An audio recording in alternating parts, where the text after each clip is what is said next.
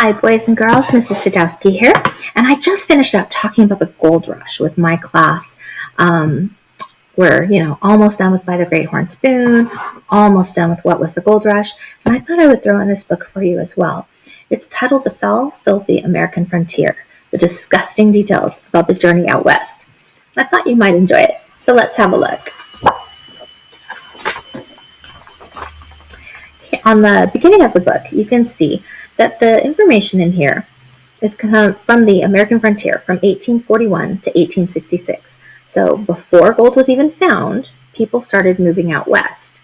Then you have gold being found and a lot more people come. And then by 1866, the gold rush had definitely ended, but you still have those people pushing across. Now the U.S. was this lovely color here, this golden color, and eventually they acquired some more out here in the West. But the U.S. really wanted to push its country all the way across. And so it encouraged people to start. Independence, Missouri was one of the most popular jumping places if you went overland. And you would travel, and there's only a couple of forts along the way. So imagine driving across the country, only you don't get to drive. Imagine you're pushing your car, okay? And maybe you have some oxen to help pull your car. And you have to take everything you need. And you have to start here and walk to there before you can get new supplies. Now, sure, along here, if there's something you can hunt or you find fresh water, great. But otherwise, you're kind of on your own. You can trade, get some new things out here. And you can stop, and then you decide either to come down to California or continue up north to Oregon. Okay? Lots of decisions to be made on this trail.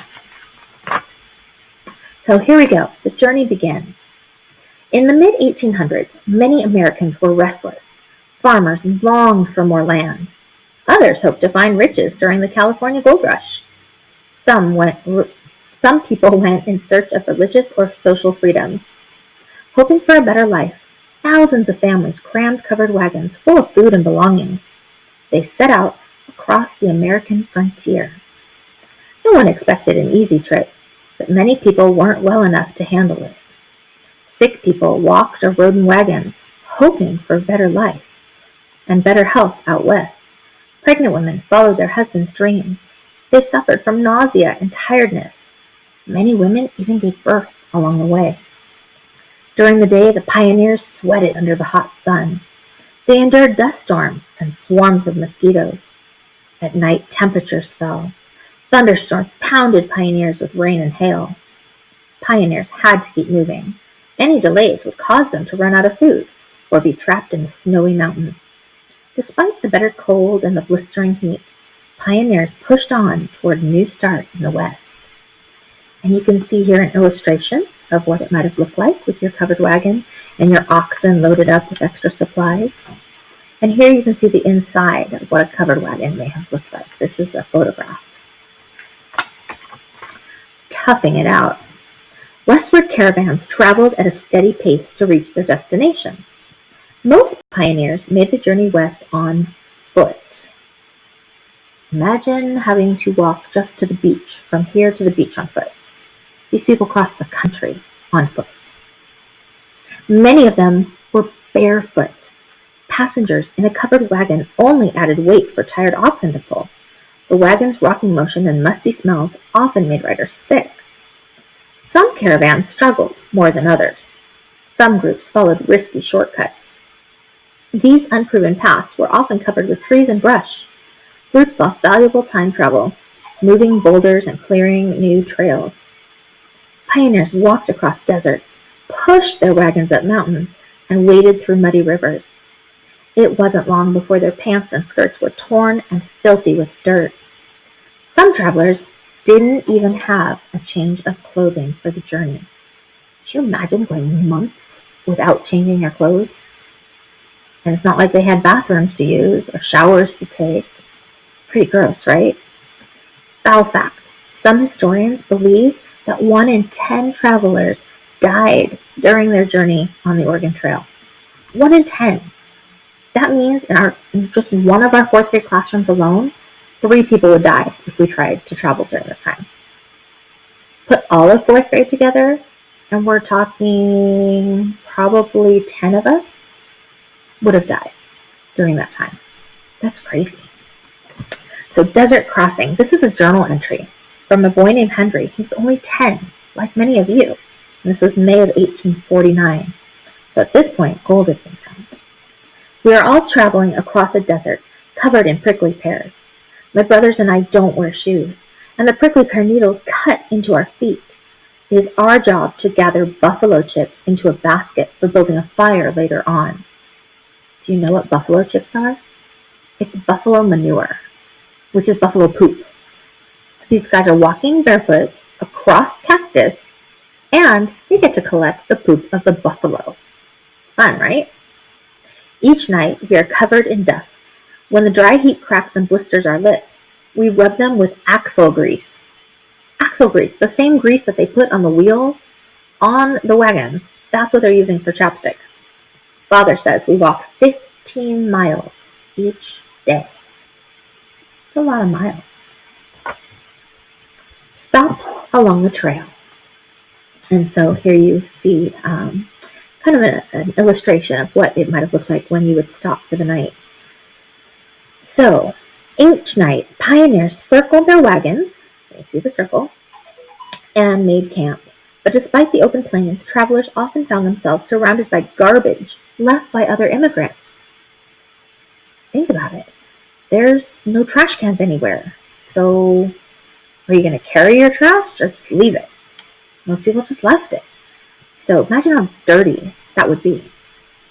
Travelers left behind rotting bodies of animals, dead from starvation and exhaustion.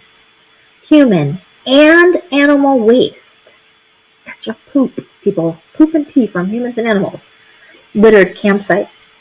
Empty supply bins and unwanted household items were scattered about.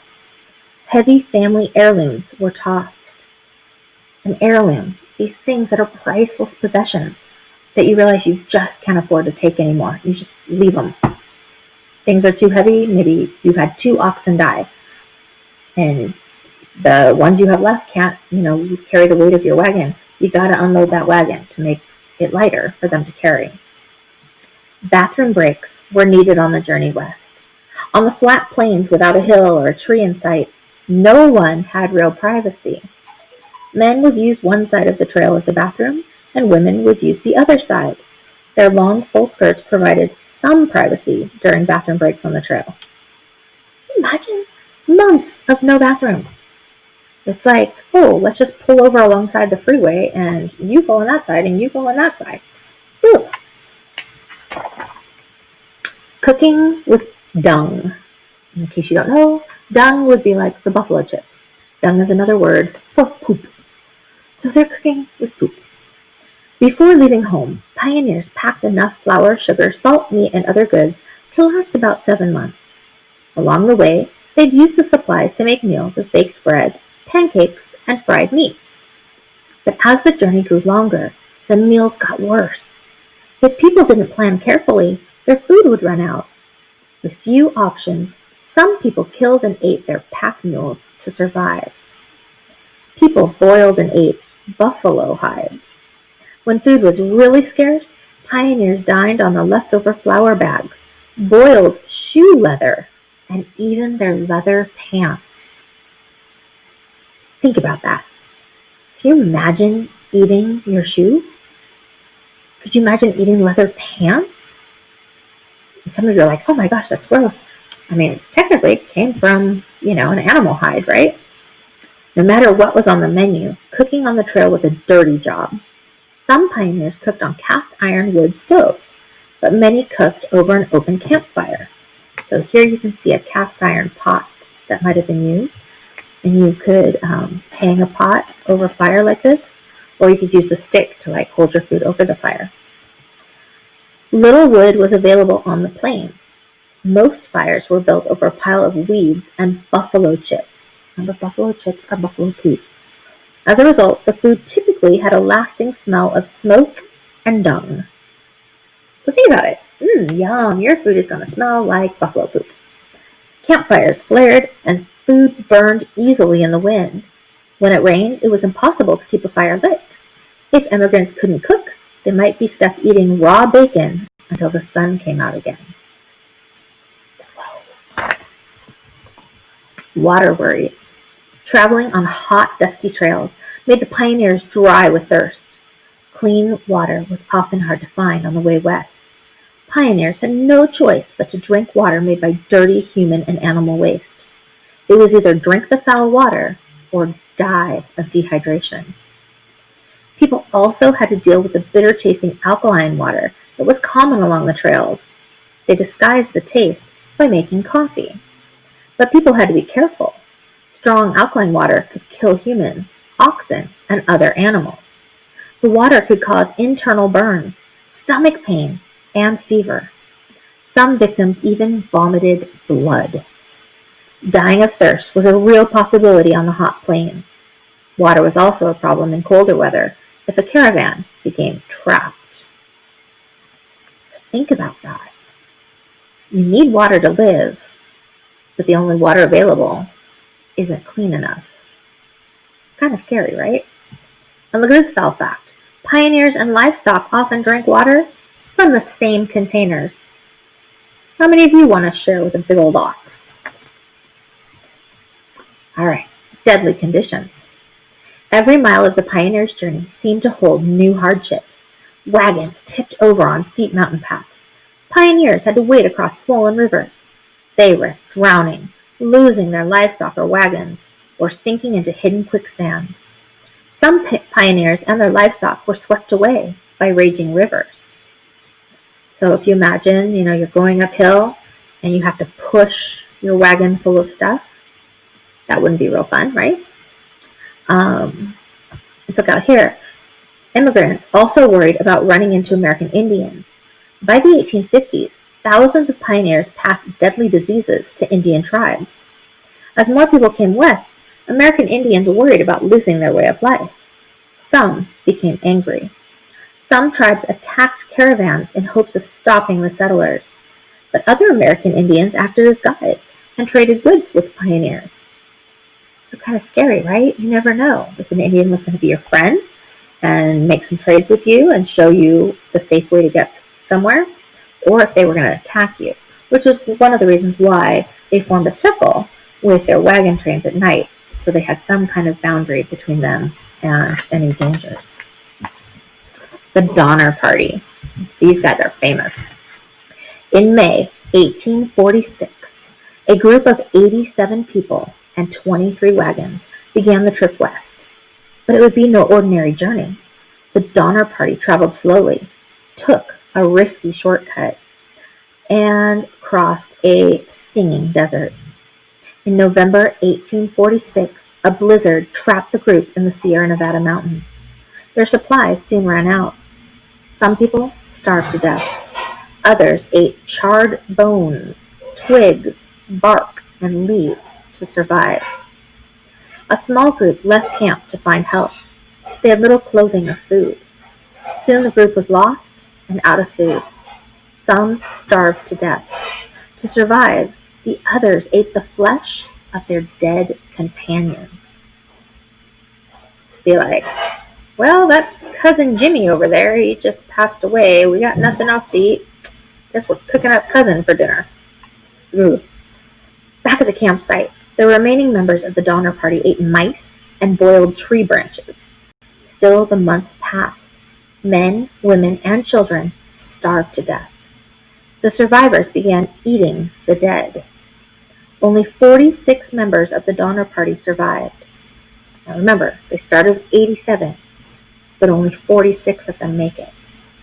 After the tragedy, volunteers organized West Coast Assistance and began searching for stranded immigrants each fall. So here is a journal entry from Eliza P. Donner, one of the people on the trip. Desperate for food, the little field mice that had crept into camp were caught and then used to ease the pangs of hunger. Also, pieces of beef hide were cut into strips, singed, scraped, boiled to the consistency of glue, and swallowed with an effort, for no degree of hunger could make the saltless, sticky substance palatable. Marrowless bones which had already been boiled and scraped, were now burned and eaten. Even the bark and twigs of pine were chewed in the vain effort to soothe the gnawings which made one cry for bread and meat. Can you imagine eating pine needles off pine trees? Very, very bad. And here it says death was a common occurrence along pioneer life. It's not like you could, wait and hold a funeral. You lost a loved one, you buried them somewhere along the trail and had to keep on moving. So disease and death. Even when a wagon train was traveling on schedule, conditions were uncomfortable. Nearly every immigrant suffered from dysentery or diarrhea. Scurvy, caused by a lack of vitamin C, was also common. Victims had leg pain and bleeding gums. Cholera was one of the most feared diseases, and also the most common. It caused vomiting and diarrhea and could kill you within hours. Pioneers couldn't do much to avoid disease or cure their ills. Sickness was treated with herbs, peppermint, rum, and whiskey. Sick travelers often became too weak to walk and had to ride in cramped, stuffy wagons. When disease didn't strike, accidents remained a serious threat. Buffalo stampeders trampled anyone in their path.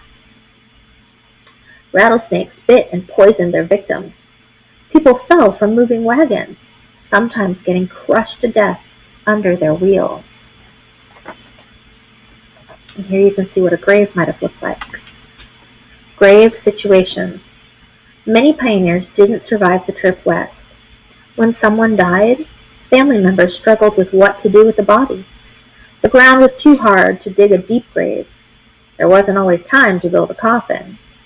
Bodies were sometimes placed in a shallow grave without a coffin. Other bodies were simply covered with a pile of rocks. When people knew they were dying on the trails, they worried about what would happen to their remains. They begged their family members to protect them from grave robbers or hungry wolves. Sometimes people carried a dead body with them rather than bury it in a spot they couldn't visit.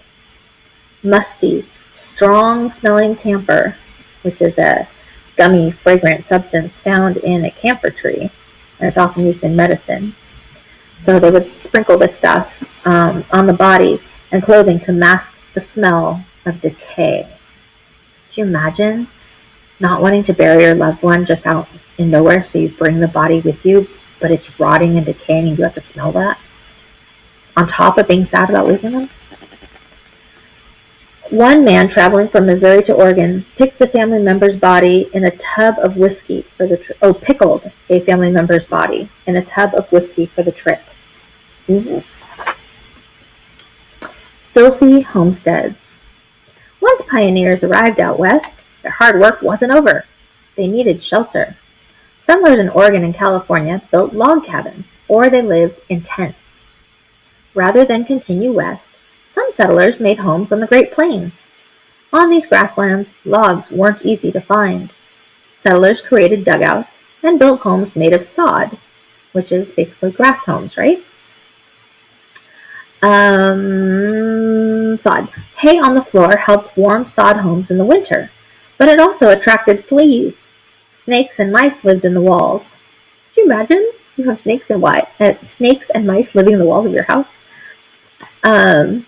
When a sod roof was dry, dirt would sprinkle into the house, but in rainy weather, the roof would leak muddy water.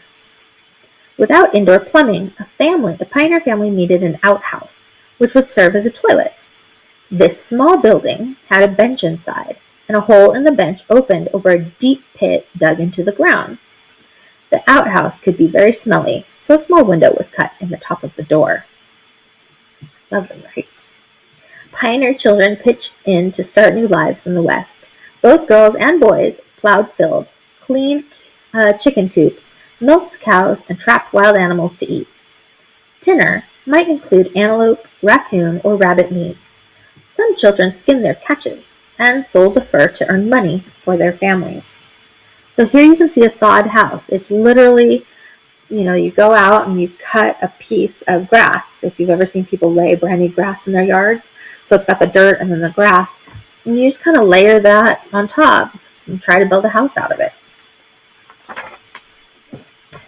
All right, foul fact. Pioneers ate many meals of cornmeal mush. Leftover mush from one meal was often fried and served in another. Remember, they don't have a refrigerator. So the search for food. The search for food didn't end once settlers arrived in the West. Men hunted wild game for food, but meat spoiled quickly on a hot day. Settlers smoked, dried, and salted meat to prevent rotting. The meat tasted good, but it was tough to chew. People often compared it to shoe leather. Does this sound familiar? If you've ever eaten beef jerky, that's what they're talking about when you take the meat and you smoke it, dry it, and then salt it. That's making beef jerky. So no steaks, beef jerky. Settlers knew they risked developing scurvy if they didn't eat fruits and vegetables. These foods were also preserved to last through the winter. Some settlers didn't have containers for storage, so they used old kerosene cans. The cans were reused until someone noticed the food inside tasted like tin or had turned black. So kerosene, it's basically like a liquid, oily substance that you use to light a fire. That's what they're storing their food in. Drinking water was another priority. Some people collected rainwater in barrels and pans. Before drinking it, they'd skim off the flies, mosquitoes, and dust that collected on top of the water. Others dug a well near their house. They had to choose the well site carefully, otherwise water would be made dirty by human and animal waste. Don't forget, they're digging a big hole in the ground to poop and pee in their outhouse.